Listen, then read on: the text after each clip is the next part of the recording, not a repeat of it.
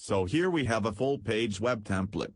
And we want to take screenshot of any of its section and save it in our server, which can be used by user to download or just display it in the browser.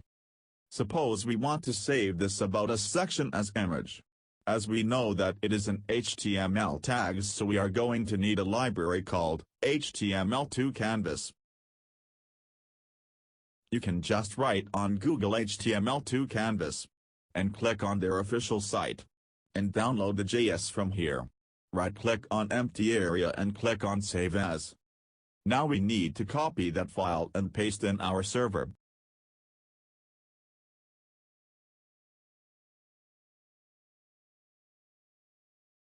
Just delete it from trash can. And now we are going to include this in our project as JS file. So copy its name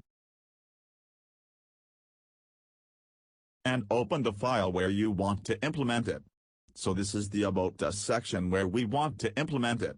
We are adding script tag here for simplicity, but you might be adding it in header or in footer. Give the source to file name. And next script tag will have our code which will convert that section into image. Create a function for it so you can call it whenever you want. Here we are creating a simple button to call this function. Attach on-click listener. And give the function name. HTML2Canvas is the function which will convert the HTML section into image. First we have to pass the ID of section which we wanted to convert as an image. So call document.getElementById. And pass the ID of section. After that, call the then function which will be called when the section is fully converted into image. Basically it converts that section into canvas and send that canvas's object. This is called callback function. Just check if we are receiving the image correctly. To data URL will convert that canvas into image. It has two parameters. First is the type of image. We are setting it to JPEG. And second is the quality of image ranging from 0 to 1. So we are setting it to 0.9 for minimum compression and maximum quality.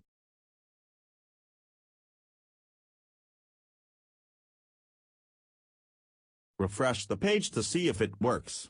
A button appears now. We are going to click it. This is the image data. We can check it by directly copying it in the browser.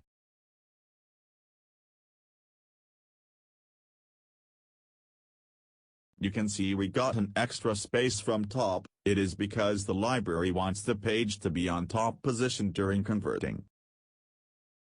We can move the page to top by calling the window.scroll to function. And pass x and y values as 0. Test it again.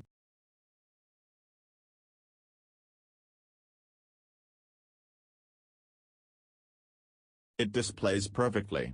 Now we need to save it in our server, which can be done by calling an Ajax request and simply sending this image data. Create a new XML HTTP request object. Call open function. First parameter is type of method. We are using post. Second is name of file where data needs to be sent.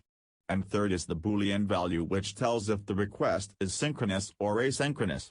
We are making it asynchronous so it may not block the page. And in send function we will send the image data. You can send other values too according to your requirements. This is the image data.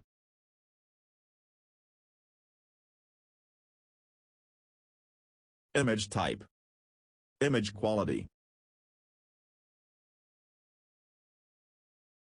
Now we are going to create a function which will be called when the image is saved.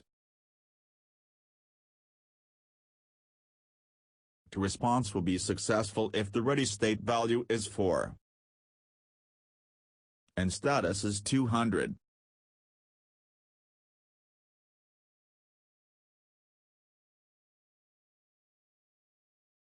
Response text will display the value which will be echoed from server. Since we are sending data as post type, we also need to add content type header with the Ajax request. Call the function setRequestHeader.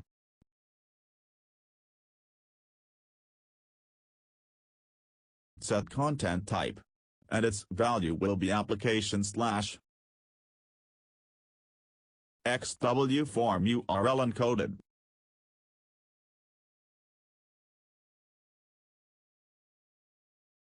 Now create the server file. I am creating a copy of index file and will rename it to savecapture.php.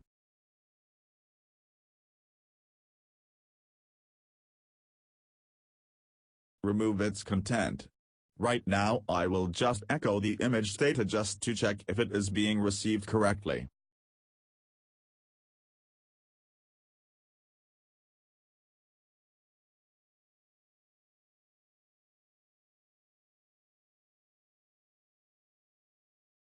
As you can see, it was been displayed from server. In order to save the image in folder, we need to remove this JPEG and base64 from image data.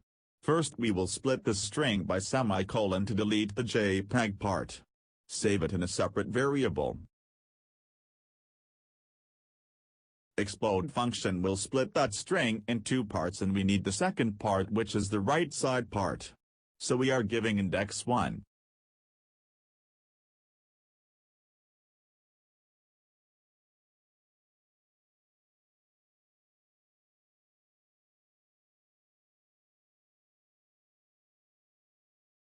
Now we need to remove this base64 string. We can again do the split, but this time we will split using this comma.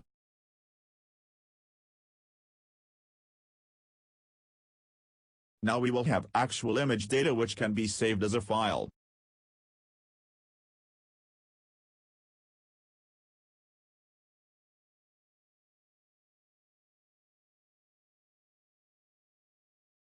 We can save that by first decoding that from base64.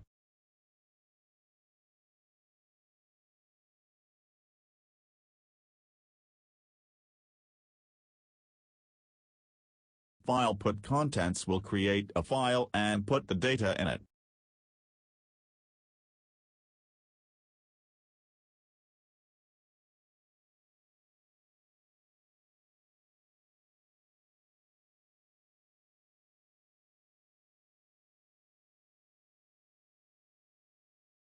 Now we only need to create a new folder named uploads. If you are using Linux or Macintosh, you need to enable folder write permissions in order to save the file.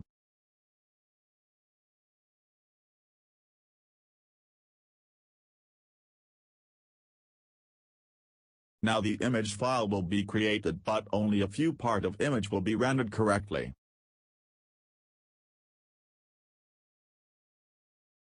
The reason is, in large images we have spaces in between the image data.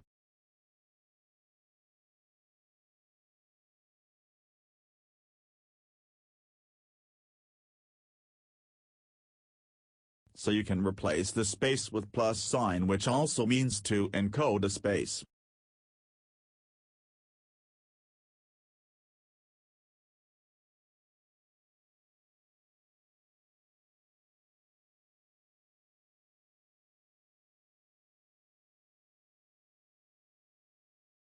Now you can see it has created an image perfectly as it is in web page. Let's change some text just for confirmation.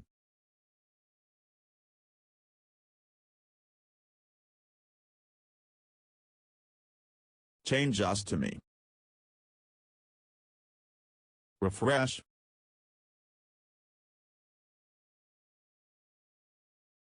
So it worked perfectly. You can now save that in database or simply display to the user. It all depends on your project requirements. That's all in this tutorial. If you have any suggestion or face any problem, please feel free to ask in the comments section below.